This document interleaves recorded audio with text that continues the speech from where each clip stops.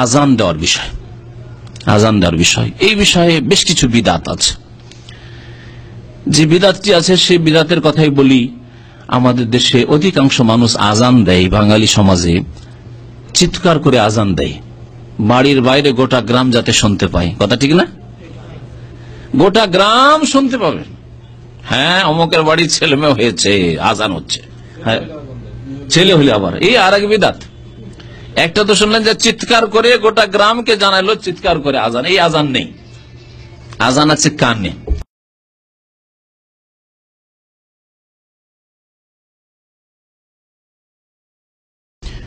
দুই নম্বর হচ্ছে ছেলে হলে আজান আর মেয়ে সন্তান হলে আজান নেই, আরেকটি বিদাত।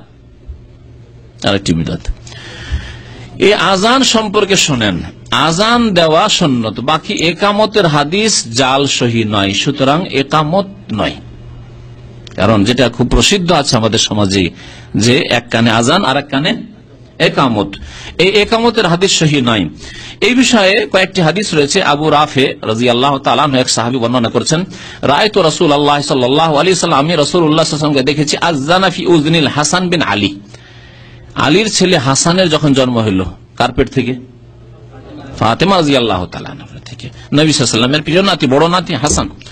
হাসানের যখন জন্ম হইল, হিনা ওয়ালাদাতহু ফাতেমা, ফাতেমার আর যখন ফাতেমার পেট থেকে জন্ম হইল এই হাসানের রাদিয়াল্লাহু তাআলা আনহুম আজমাইন, তখন নবী করিম সাল্লাল্লাহু আলাইহি ওয়াসাল্লাম আযান দিলেন। কোথায় আযান দিলেন? গ্রামে, বাড়ির বাইরে, চিৎকার করে আযানা ফি উযনিল হাসান, হাসানের কানে আযান দিলেন, কানে আযান দিলেন। হাদিসটি মুসনাদ আহমদে রয়েছে, আবু দাউদে রয়েছে, তিরমিজিতে রয়েছে, এবং হাদিসটিকে ইমাম তিরমিজি হাদিসুন সাহিহুন বলেছেন, আল্লামা নাসির আলবানী বলেছেন হাদিসটি হাসান, অর্থাৎ আমলযোগ্য। তাহলে আজানের বিষয়টি এতে রয়েছে। এই হাদিস, যে হাদিসটি সহিহ, সেই হাদিসে শুধু আজানের বিষয় রয়েছে, একামতের বিষয় নেই। যে হাদিসগুলিতে একামতের বিষয় রয়েছে সেই হাদিস সহিহ নয়, বরং মওযু জাল হাদিস। হাদিসটি শুনিয়ে দিই, কারণ শুনে রাখা ভালো, যদিও মওযু, যাতে করে অন্যরা বয়ান করলে বলতে পারেন যে হাদিসটি জাল সহিহ নাই। ইমাম বাইহাকি হাদিসটি বর্ণনা করেছেন তার কিতাবে সুনানে বাইহাকিতে, নবী করিম সাল্লাল্লাহু আলাইহি ওয়াসাল্লাম থেকে, কাল মান ওয়ালাদা লাহু মাউলুদুন, কারো বাড়িতে যদি নবজাত সন্তানের জন্ম হয়, ফাযদানা ফি উযনিহিল ইয়ুমনা, ডান কানে যদি আযান দেয়, ওয়া আকামা ফি উযনিহিল ইউসরা, আর বাম কানে যদি ইকামত দেয়, রুফিআত আনহু উম্মুস সিবিয়ান বা লাম তাদুররুহু উম্মুস সিবিয়ান, দুই রকম ভাবে শব্দ এসেছে। তাহলে উম্মুস সিবিয়ান মানে শিশুদের মা, উম্মুস সিবিয়ান এক শয়তান আছে, জিন্নিয়া। উম্মুস সিবিয়ান আমাদের দেশে পরি বলে মনে হয়। যাই হোক, শয়তান, মহিলা শয়তান উম্মুস সিবিয়ান আছে, এই শয়তান ওই শিশুর কোনো ক্ষতি করতে পারবে না, এ বলা হয়েছে। হাদিস সম্পর্কে আল্লামা নাসির আলবানী বলছেন যে হাদিসটি মওযু, বিভিন্ন কিতাবে তিনি উল্লেখ করেছেন। হাদিসটি আমালুল ইয়াম ওয়াল লাইলা ইবনে সুন্নির কিতাব রয়েছে, তাতে হাদিসটি বর্ণিত হয়েছে, এবং আবু ইয়ালাতে রয়েছে, বাইহাকিতে রয়েছে। তাহলে এই হাদিস সহিহ নয়। তৃতীয় হাদিস ইবনে আব্বাস রাদিয়াল্লাহু তাআলা আনহু বর্ণনা করেছেন, আন্না নবী আযানা ফি উযনিল হাসান বিন আলী ইয়াউমা ওয়ালিদ, যেদিন জন্ম হয় হাসান বিন আলীর, সেদিন নবী সাল্লাল্লাহু আলাইহি ওয়াসাল্লাম হাসানের কানে আযান দিলেন, ওয়া আকাম ফি উযনিহিল ইউসরা, বাম কানে একামত দিলেন। এই হাদিসে আবার বাড়তি এসছে, ওই হাসান বিন আলীরই ঘটনা, কিন্তু বাম কানে একামতের কথা বলা হয়েছে। আল্লামা ইবনুল কাইয়িম রাহমাতুল্লাহ আলাইহি শুরুতে, যেসব ভাইরা পরে আসলেন তাদের অবগতির জন্য আবার বলছি, শুরুতে আমি বলেছি যে আমার আজকের বিষয়টি ইমাম ইবনুল কাইয়িম রাহমাতুল্লাহ আলাইহির খুব প্রসিদ্ধ কিতাব তুহফাতুল মাউদুদ বিআহকামিল মাউলুদ থেকে সার সংক্ষেপ করা হয়েছে, পুরো কিতাব থেকে, কারণ পুরো কিতাবে এই বিভিন্ন বিষয়গুলি বিস্তারিত আলোচনা করা হয়েছে। তাতে তিনি বলছেন যে ইসনাদুহুমা দাঈফ, এই হাদিসের সনদ জয়ীফ। আর আগের যেটি উম্মুস সিবিয়ানের, যে ওই শয়তান কোনো ক্ষতি করতে পারবে না, শয়তানকে দূরে সরিয়ে দেওয়া হবে তার থেকে, সেই হাদিসকে তিনি জয়ীফ বলেছেন, কিন্তু আল্লামা নাসির আলবানী তাকে জাল, শুধু জয়ীফ নয় বরং জাল বলেছেন।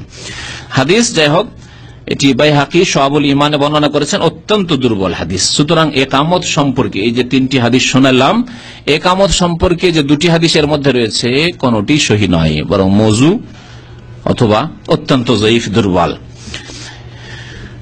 সুতরাং এই ক্ষেত্রে আজানের উপর আমল করতে পারেন, আজান দেবেন এবং আজান কানে দেবেন। আজান কেন দেবেন, আজান দাও রহস্য কি, এই সম্পর্কে আল্লামা ইবনুল কাইয়িম রাহমাতুল্লাহ তার এই কিতাবে উল্লেখ করেছেন তিনটি হিকমত, মানে তত্ত্ব, রহস্য।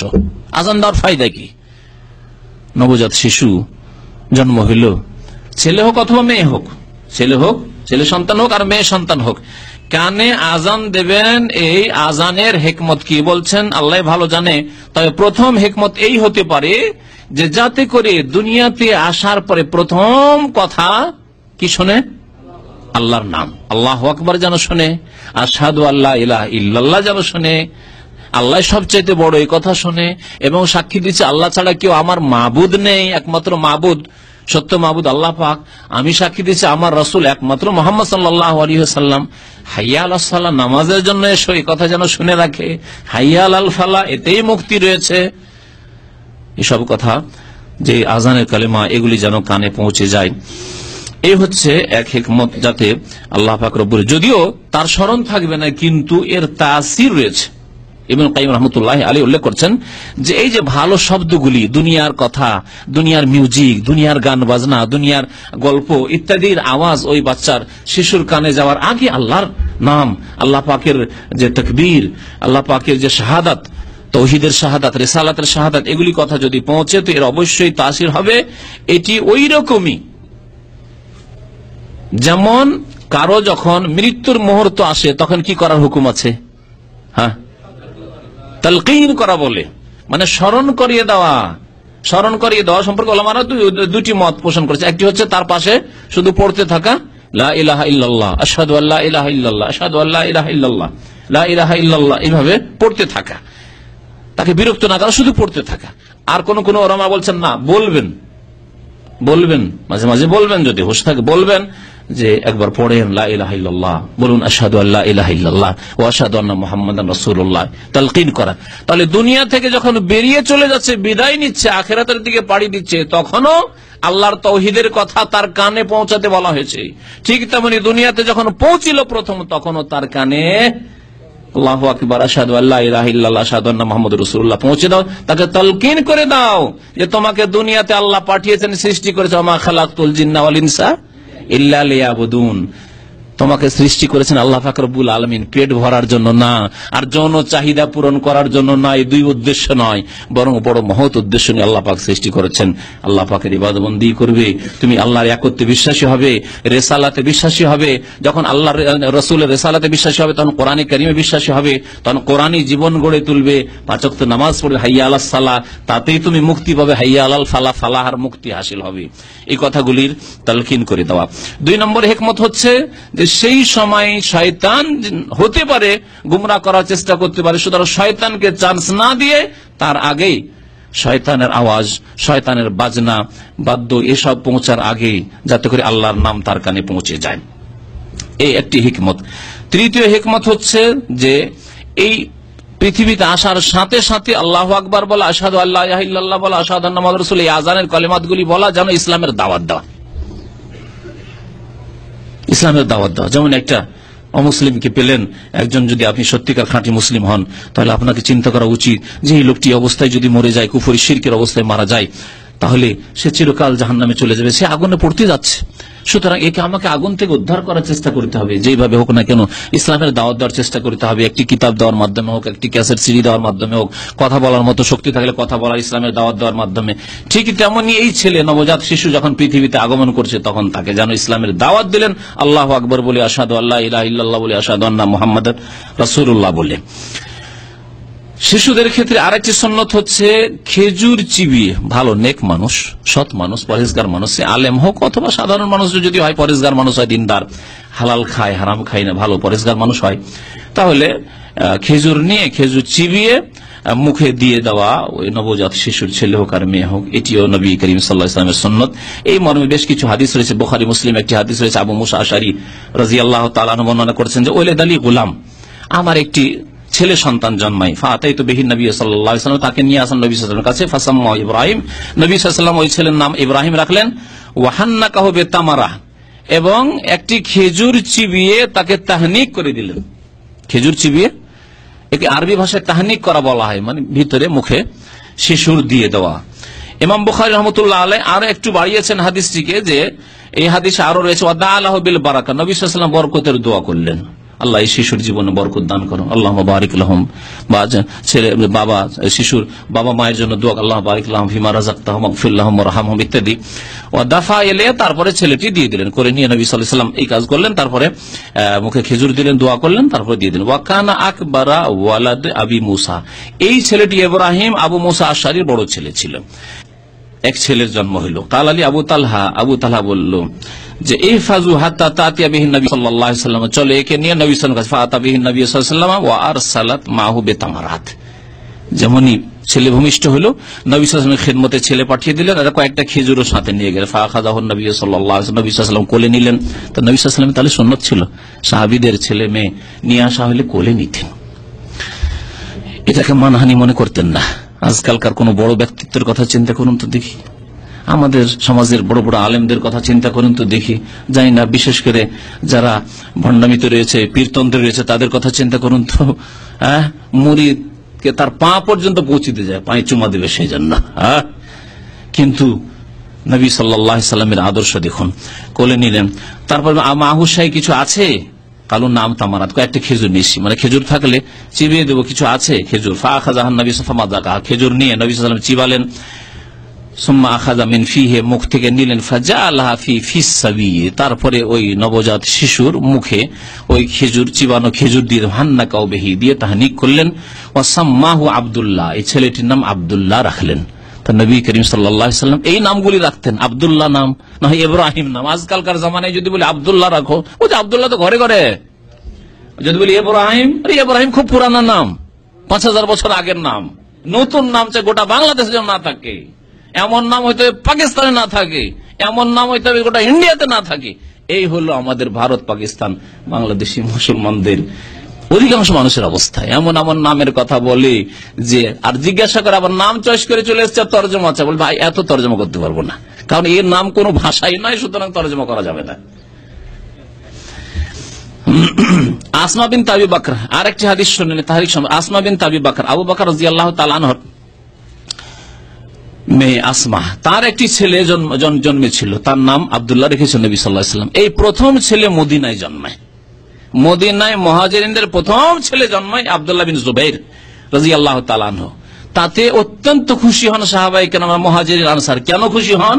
কারণ ইহুদিরা প্রচার করে রেখেছিল যে এমন জাদু করেছি আমরা। ইহুদিরা তো জাদুতে খুব পটু ছিল, বাহাদুর ছিল। মদিনায় 3 গোত্র বাস করতো ইহুদিরা সবসময় এইরকম বদমাইশি করেছে, এমন জাদু করেছি মুসলমানদেরকে যে মুসলমানদের একটি সন্তানও জন্মিবে না।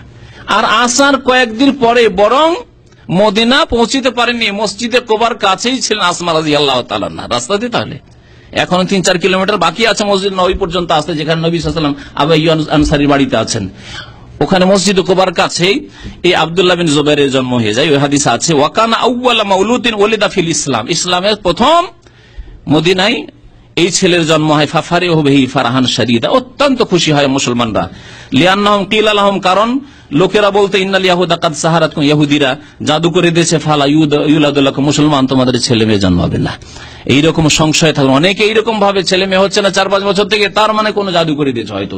এইরকম সংশয়ের পীড়ায় থাকবেন না, বরং আল্লাহ পাকের কাছে দোয়া করবেন, আল্লাহ পাক ইনশাআল্লাহ তাআলা নেক সন্তান দান করে। মুত্তাফাকুন আলাইহি, বুখারী মুসলিমের হাদিস। এতেও নবী সাল্লাল্লাহু আলাইহি সাল্লাম খেজুর দিয়ে তাহনিক করেছিলেন, মানে মুখে খেজুর চিবিয়ে দিয়েছিলেন এবং বরকতের দোয়া করেছিলেন। 7ম দিনে মাথা মুন্ডন করা, এবং মাথা মুন্ডন করে যে চুলটি হবে সেই চুলটি পরিমাণ চাঁদি দান করা। আলী বিন আবি তালিব রাদিয়াল্লাহু তাআলা আনহু বর্ণনা করেছেন, আক্কা রাসূলুল্লাহ আনিল হাসানে বিশাতিন, হাসান রাদিয়াল্লাহু তাআলা আকীকা করলেন নবী সাল্লাল্লাহু আলাইহি ওয়াসাল্লাম একটি বকরির। ওয়াকাল ইয়া ফাতেমা, হে ফাতেমা, ইহলিকি রাসাহু, মাথা মুন্ডন করো।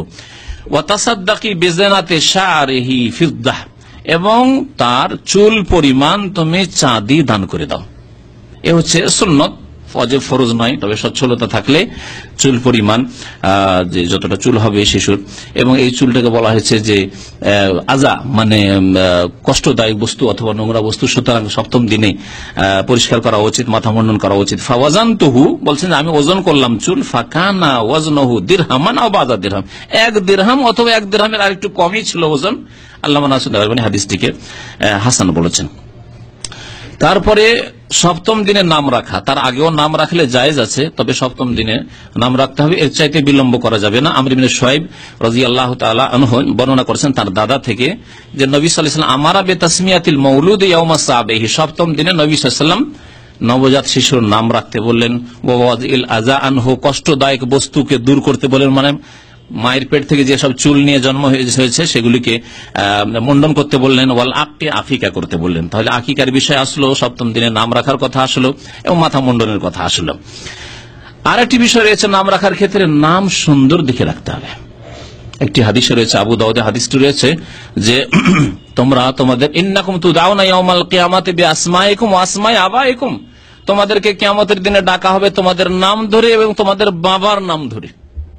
আজকাল জাহের সমাজে একটা খুব প্রচার হয়ে আছে যে মায়ের নামে নাকি কিয়ামতে ডাকা হবে। শুনেছেন কি এরকম কথা? মায়ের নাম দিয়ে ডাকা হবে। আরে মায়ের নাম দিয়ে ওই সব দেশে ডাকে, পশ্চিমা দেশে, যেসব দেশে যার সন্তানের ছড়াছড়ি আর বাবার কোনো খোঁজ খবর নেই। হ্যাঁ, আর শরীয়তি তরিকা হচ্ছে, ইসলামিক তরিকা হচ্ছে বাবার নামে দুনিয়াতেও ডাকা হবে এবং আখিরাতেও ডাকা হবে। সুতরাং ফাহসেনু আসমা আকুম, তোমাদের নামগুলি ভালো করো, মানে ভালো নাম রাখো। ভালো নাম কি হবে? ভালো নাম নবী সাল্লাল্লাহু আলাইহি ওয়াসাল্লাম একটি হাদিসে বলেছেন আহাব্বুল আসমা ইলাল্লাহ আব্দুল্লাহ ও আব্দুর রহমান, সবচেয়ে প্রিয় নাম আল্লাহ পাকের নিকটে আব্দুল্লাহ অথবা আব্দুর রহমান। তার মানে এই দুইটি নয়, এইরকমই যদি আল্লাহর দাসত্ব, গোলামি, উবুদিয়ত প্রকাশ পায়, যেমন আব্দুর রহমান নয় আব্দুল খালেক, আব্দুর রাজ্জাক, আব্দুল মান্নান, এইভাবে যে কোনো আল্লাহর 99টা নাম, আব্দুল গফুর, আব্দুল গফফার, আব্দুর রহমান, আব্দুর রাহিম ইত্যাদি, এইরকম যতগুলি নাম রয়েছে, আব্দুল আজিজ, আব্দুল্লাহ, এইভাবে যতগুলি নাম হইতে পারে। আল্লাহ পাকের 99টা নামের যে কোনো নামের সাথে আব্দুল লাগিয়ে, মানে আল্লাহর দাসত্ব, গোলামি যাতে প্রকাশ পায়, এইরকম নাম হওয়া সবচেয়ে ভালো। আর 2 নম্বর ভালো হচ্ছে নবীগণের নাম। নবী সাল্লাল্লাহু ইব্রাহিম যেমন নাম রাখলেন, নবীগণের নাম। আর একটি বিষয় হচ্ছে নবজাত শিশুর খাতনা করা। খাতনা করা উত্তম দিন হচ্ছে সপ্তম দিনে। জাবের রাদিয়াল্লাহু তাআলা বর্ণনা করেছেন যে আন্না রাসূলুল্লাহ আক্কা আনিল হাসান ওয়াল হুসাইন, হাসান হোসেনের আকিকা নবী সাল্লাল্লাহু আলাইহি ওয়াসাল্লাম দিলেন। তাহলে নানা নাতিদের আকিকা দিতে পারে, বাবাকে দিতে হবে এমন জরুরি বিষয় নয়। ওয়া খাতানাহুম লিসাবআতি আইয়ামিন, সপ্তম দিনে খাতনা তাদের করে দিলেন। এই জন্য আরব সমাজে সপ্তম দিনে খাতনা করার সিস্টেম আছে। যদি হয় তাহলে খুব ভালো, আর না হইলে সাবালক হওয়ার আগে আগে যত তাড়াতাড়ি খাতনা করা সম্ভব, 2 বছর 3 বছর 4 বছরের মধ্যেই খাতনা করে নেওয়া উচিত। আমাদের দেশে 8 বছর 9 বছর হয়ে যায়, আর ছেলে এত লজ্জা পায়, কাপড় খুলতে চায় না, আর ভয়ও পায় যে আমার খাতনা করবে, কাটবে, এমন জায়গায় পালিয়ে যায়। ছোট কালে দেখতাম খুঁজরে খুঁজরে কোথায় পালিয়েছে খুঁজে ধরে নিয়ে আয়। এত দেরি করবেন না যাতে খুঁজে বেড়াইতে হয়, আর জানে তার ভয় হয়ে যায় যে কি যে বিপদ নিয়ে আসলো আমার ছেলে, আমার হয় বিপদ হয়েছে নাকি হয়তো। তাবরানীতে হাদিস সপ্তম দিনে তাহলে খাতনা করা সুন্নাত। আরেকটি হাদিস মুসনাদ আহমদ তিরমিজিতে রয়েছে, আমারানা রাসূলুল্লাহ সাল্লাল্লাহু আলাইহি ওয়াসাল্লাম আনউক্কা, আমাদেরকে রাসূলুল্লাহ আদেশ করেছেন আকিকা করার জন্য। আনিল জারিয়াতে শাহ, মেয়ে হইলে 1টি বকরি, ওয়ানিল গোলামে শাতাইনি, এবং ছেলে হইলে 2টি বকরি। মুসনাদ আহমদ আরেকটি হাদিস রয়েছে উম্মে কুরজ আল কাবিয়া রাদিয়াল্লাহু তাআলা আনহা বর্ণনা করেছেন আন্নাহা সালাতির রাসূল সাল্লাল্লাহু আলাইহি ওয়াসাল্লাম আনিল আকিকাতি, এক মহিলা উম্মে কুরজ বলে নবী করিম সাল্লাল্লাহু আলাইহি ওয়াসাল্লামকে আকিকা সম্পর্কে জিজ্ঞাসা করলো। তখন নবী সাল্লাল্লাহু আলাইহি ওয়াসাল্লাম বলেন আনিল গোলামে শাতানে ওয়ানিল উনসা ওয়াহিদা, যদি বালক হয় ছেলে হয় তাহলে 2টি বকরি শাতানে। যখন প্রত্যেকটি হাদিস যদি লক্ষ্য করে থাকেন শাতানে বকরি বলা হয়েছে, হ্যাঁ 7 বলা হয়েছে, কোথাও বাকার বলা হয়নি, এবেল বলা হয়নি, গরুর কথাও নেই আর কোথাও উটের কথাও নেই। অথচ নবী করিম সাল্লাল্লাহু আলাইহি ওয়াসাল্লামের জামানায় আজ পর্যন্ত আরব দেশে উটের সংখ্যা বেশি, উটের লালন পালন বেশি। নবী করিম সাল্লাল্লাহু আলাইহি ওয়াসাল্লাম বিদায় হজে যাচ্ছেন, কোরবানি করছেন। বকরি কোরবানি করেছিলেন, খাসি কোরবানি করেছিলেন, দুম্বা কোরবানি করেছিলেন, হ্যাঁ কি করেছিলেন? হাদিতে 100 উট, 100 উটের সাথে 10টা বকরি ছিল না, 10টি দুম্বা ছিল না, মেষ ছিল না, ভেড়া ভেড়ি ছিল না। তারপরেও আকিকার ক্ষেত্রে নবী করিম সাল্লাল্লাহু আলাইহি ওয়াসাল্লাম কোন একটি হাদিসেও এবেলের কথা, জামালের কথা, উটের কথা উল্লেখ করলেন না, গরুর কথা উল্লেখ করলেন না। তাহলে হইতে হবে বকরি, বকরা হইতে হবে। যদি মেয়ে হয় তো ওয়াহেদা, একটি। ওয়ালা ইয়াদুররুকুম যুকরানান কুন্না আও ইনাসা, বকরা হোক অথবা বকরি হোক, মানে খাসি হোক আর বকরি হোক, কোনো অসুবিধা নেই। ছেলেদের ক্ষেত্রে মুস্তাহাব হচ্ছে দুইটি। একটি হাদিসে রয়েছে কাবসান কাবসান, একটি একটি করে করলেন। সেই জন্য ওলামায়ে কেরামরা বলেছেন যে কোনো মানুষ যদি অভাবী থাকে, যে দুইটি আমি বকরি দিতে পারছি না, দুইটি খাসির ব্যবস্থা করতে পারছি না, ছেলে হয়েছে, একটিও যদি দেয় তবুও তার আকিকা যথেষ্ট হয়ে যাবে। আর দুইটি দিতে পারে তো মুস্তাহাব আরো ভালো। আরেকটি হাদিস শুনিয়ে এই মর্মে আবু হুরায়রা রাদিয়াল্লাহু তাআলা আনহু বর্ণনা করেছেন, বাইহাকিতে হাদিস রয়েছে। আন্নান নবী সাল্লাল্লাহু আলাইহি ওয়াসাল্লাম قال, নবী সাল্লাল্লাহু আলাইহি ওয়াসাল্লাম বলেন, ইন্নাল ইয়াহুদা তাওয়াক্কু আনিল গোলামি ওয়ালা তাওয়াক্কু আনিল জারিয়া। ইহুদিরা ছেলে হইলে আকিকা করে আর মেয়ে হইলে আকিকা করে না। মেয়েদের সাথে তাদের কি বজ্জরিত্র ছিল, মেয়ে হইলে আকিকা নেই, ছেলে হইলে আকিকা। আজকালকার মিষ্টি খাওয়া লোক এক শ্রেণীর ওইরকমই আছে, যারা মিষ্টি খাওয়াই তারা ওই রকমই, ছেলে হয়েছে ধুমধাম করে বন্ধু বান্ধব মিষ্টি খাওয়াচ্ছে, আর মেয়ে হইলে আর মিষ্টি খাওয়া খাইনি। তো এই যদি চরিত্র থাকে, ইহুদি চরিত্র। সুতরাং কি করো তোমরা, ফাওয়াক্কু আনিল গোলামের শাতাইন, তোমরা ইহুদিদের বিরোধিতা করো। ইহুদিরা মেয়েদের আকিকাই করে না, তোমরা ছেলেদের আকিকা দুটি করো, বিরোধিতা হয়ে গেল। ইহুদিরা একটি করে, তোমরা দুটি করো। ওয়ানিল জারিয়াতে শাহ, আর মেয়েদের তারা আকিকাই করে না, তোমরা একটি করে বকরি আকিকা করো। যাকারুল বাইহাকি, ইমাম বাইহাকি রাহমাতুল্লাহ হাদিসটি উল্লেখ করেছেন। তাহলে হাদিস যতগুলি আসলো সবগুলি হাদিসে আকিকা আসলো বকরির।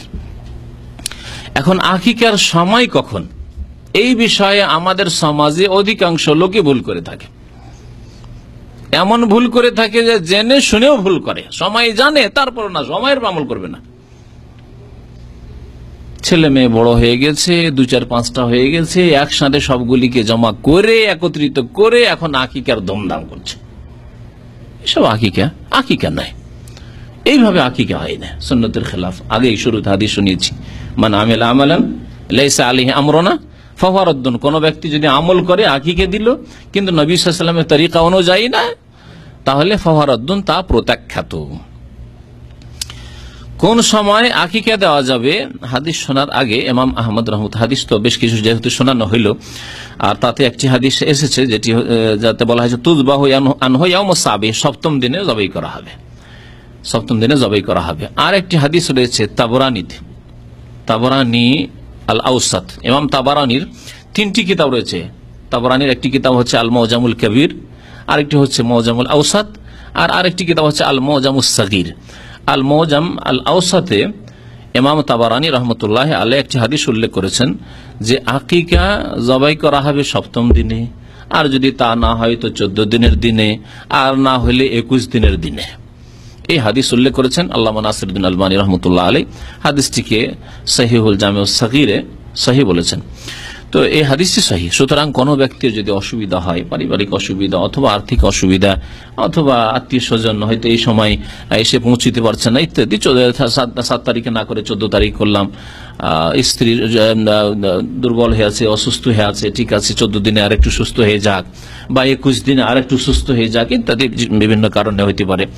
যদি 21 পর্যন্ত পৌঁছায় কোনো অসুবিধা নেই এই হাদিসের আলোকে। এই সম্পর্কে ইমাম আবু দাউদ রহমতুল্লাহ আলাইহি, তার ওস্তাদ, প্রখ্যাত ওস্তাদ ছিলেন ইমাম আহমদ রহমতুল্লাহ আলাইহি, যে মুসনাদ আহমদ 30,000 হাদিস সংকলন করেছেন এই কিতাবে। তার ছাত্র হচ্ছেন ইমাম আবু দাউদ, যে সুনানে আবু দাউদ তার কিতাব। তো ইমাম আবু দাউদ বহু মাসলা মাসাইলের ক্ষেত্রে তার এই প্রখ্যাত ওস্তাদকে জিজ্ঞাসা করতেন মাসলা মাসাইল। অনেক ওস্তাদি থাকতে পারে, কিন্তু এক ব্যক্তি বিশেষভাবে হয়তো বিশেষ ওস্তাদের কাছে বেশি উপকৃত হন। তো ইমাম আহমদ রহমতুল্লাহ আলাইহি জিজ্ঞাসা বলছেন যে সামিআতু আবা আব্দুল্লাহ, আমি আবু আব্দুল্লাহর কাছে শুনেছি। আবু আব্দুল্লাহ কুনিয়াত উপনাম ইমাম আহমদ রহমতুল্লাহ আলাইহির। ইয়াকুলু, তিনি বলতেন আল আকিকাতু তুযবাহু ইয়াউমুস সাবিহ, আকিকা জবাই করা হবে সপ্তম দিনে। ওয়াকালা সালেহ বিন আহমদ, এটা হচ্ছে উত্তম, এতে কোনো সন্দেহ নেই, সপ্তম দিনে উত্তম সবচাইতে। সালেহ বিন আহমদ মানে ইমাম আহমদের এক ছেলের নাম ছিল সালেহ, আর এক ছেলের নাম ছিল আব্দুল্লাহ। তো ইমাম আহমদের ছেলে সালেহ বলছেন কালা আবি, আমার আব্বা বললেন, অর্থাৎ ইমাম আহমদ রহমতুল্লাহ আলাইহি বললেন, কি বলেছেন, ফিল আকিকাতে তুযবাহু ইয়াউমুস সাবিহ, সপ্তম দিন আকিকা জবাই করা হবে। ফাইন লাম ইয়াফআল, যদি না করতে পারে, সপ্তম দিনে। ফাফি আরবা আশারাতা, তাহলে 14 দিনের দিনে করবে। ফাইনলাম ইয়াফাল, তাও যদি না করে বা না করতে পারে, ফাফি এহদা ওয়া 20, তাহলে 21 দিনের দিনে করবে। ওয়াকাল আল মাইমুনি কুলতু লি আবি আব্দুল্লাহ মাতা ইউআক্কু আনহু, কখন আকিকা করা হবে? তখন তিনি বলেছেন আম্মা আয়েশা, তো মা আয়েশা রাদিয়াল্লাহু তাআলা আনহা, ফাতাকুল, তিনি বলেছেন সাবআতা ইয়ামিন ওয়া আরবাআতা আশারা ওয়া লি ইহদা ওয়া 20। মা আয়েশা রাদিয়াল্লাহু তাআলা বলছেন সপ্তম দিনে অথবা 14 দিনের দিনে অথবা 21 দিনের দিনে। এইভাবে তাহলে জানতে পারলাম যে আকিকার সময় সপ্তম দিনে হচ্ছে সবচাইতে উত্তম, আর না হলে 14 দিনের দিনে করবে, আর না হলে 21 দিনের দিনে করবে। তারপরে ইচ্ছাকৃত বিলম্ব করবে না। তারপরে যদি এরকম হয়ে গিয়ে থাকে তাহলে আকিকা দেবে না এ বিষয় সম্পর্কে উলামায়ে কেরামদের দুটি মত রয়েছে। একটি মত হচ্ছে সময় চলে গেছে, সুতরাং আর আকিকার সময় নেই। আর একটি মত হচ্ছে যে দিয়ে দিক আকিকা, আল্লাহ পাক হয়তো কবুল করবেন যে কোনো সময়, তখন আর কোনো সময় নেই, দিয়ে দিক। তবে ওইভাবে সুন্নাত দ্বারা আর তেমন প্রমাণিত নয়। আকিকায় আরেকটি বিষয় গুরুত্বপূর্ণ, তা হচ্ছে যে আকিকাতে কি ভাগ চলবে? আর এখানে ভুল আছে। একটা ভুল আমাদের দেশে আছে দিনের ক্ষেত্রে, দিন দাঁড়াদাঁড়ি নাই, 2 বছর 4 বছর 5 বছর 7 বছর হয়ে গেছে, এক ভুল করে আকিকা দিচ্ছে। এই সংশোধনের জন্য বললাম সপ্তম দিনের দেন, নয় 14 দিনের দিনের দেন, আর না হলে 21 দিনের দিনের দেন। অর্থ ছিল না, অনেকের এইরকম অজুহাত আছে যে তখন অভাব ছিল, পয়সা ছিল না ভাই, সেই জন্য পয়সা ছিল না, সচ্ছল হয়েছেন, ছেলের বয়স হয়ে গেছে 5 বছর 7 বছর 10 বছর, কোনো প্রয়োজন করে না আকিকা দেওয়ার। যে হাদিসটিতে বলা হয়েছে যে আল গোলাম মুরতাহিনুন বিআকিকাতিহি, যে হাদিসটি শুনাইলাম, যে বালক বা ছেলে মেয়ে বাঁধা থাকবে আকিকার সাথে, এর অর্থ কি?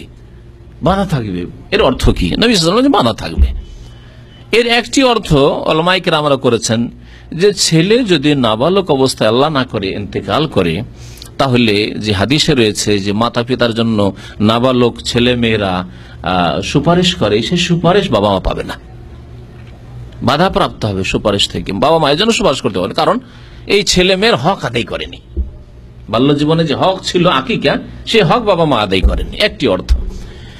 আর একটি অর্থ উলামায়ে কেরাম উল্লেখ করেছেন যে বাধা থাকবে, অর্থাৎ সেই ছেলে মেয়ে যাদের আকিকা করা হয়নি শয়তানের অনিষ্ট থেকে নিরাপদ থাকবে না, শয়তান যখন তখন ক্ষতি করে দিতে পারে। আল্লাহু আলাম।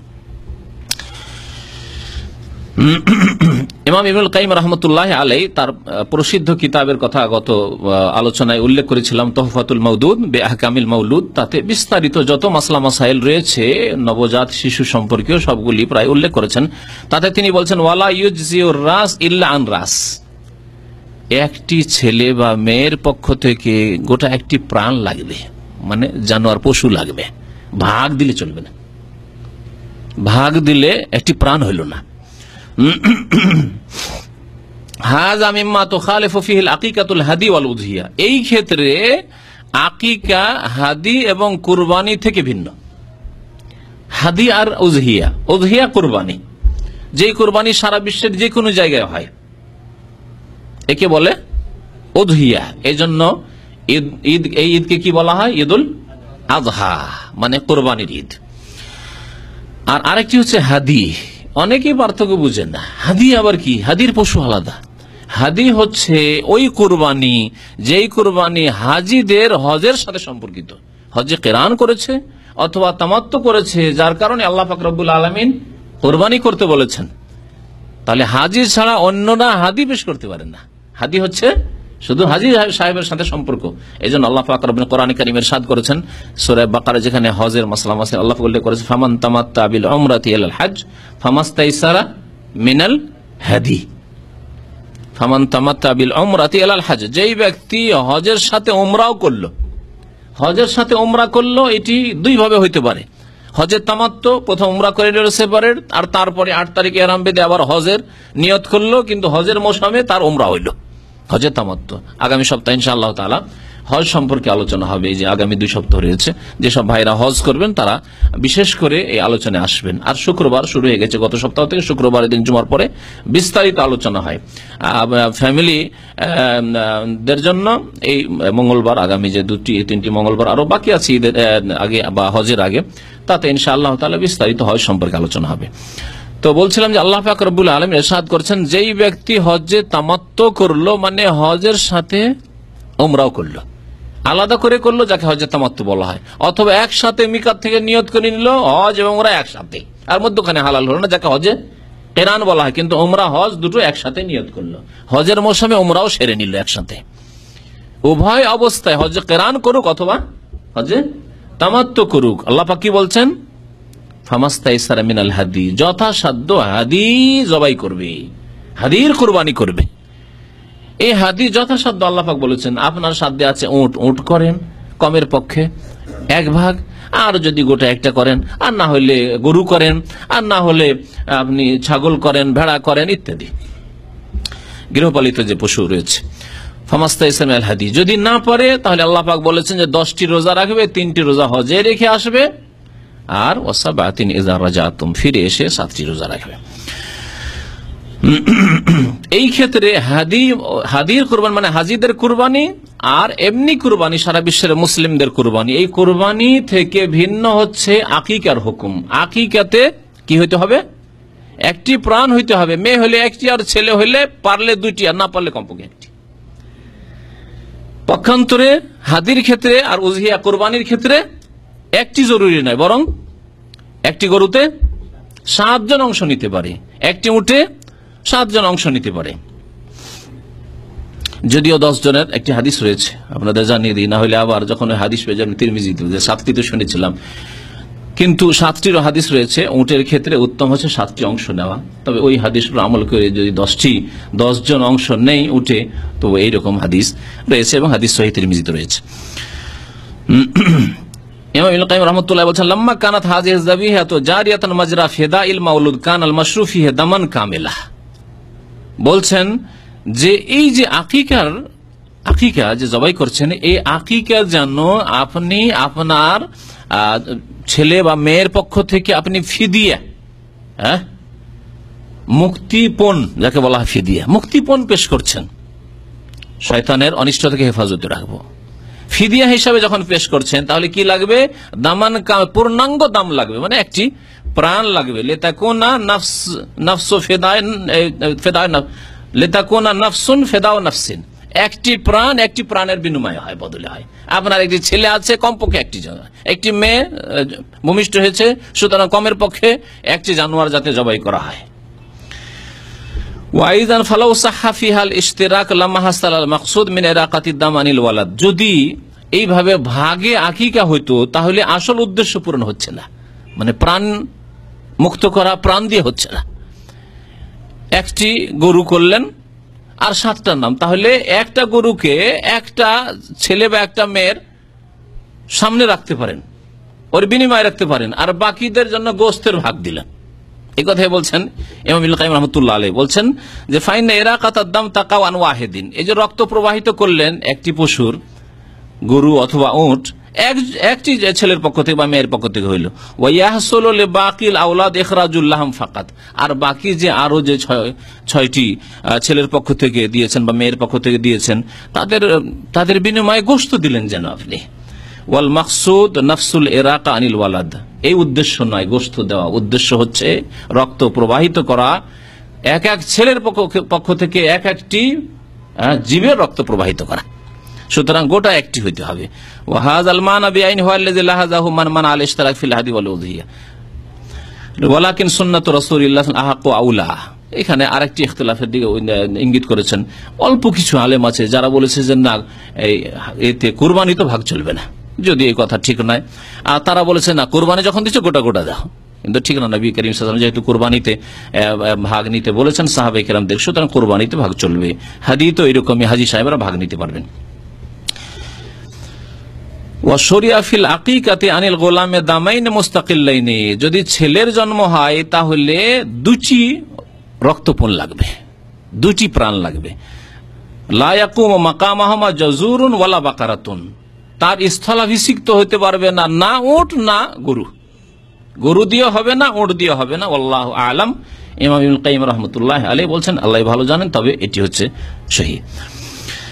তাহলে বোঝা গেল যে আকিকাতে ভাগা চলবে না।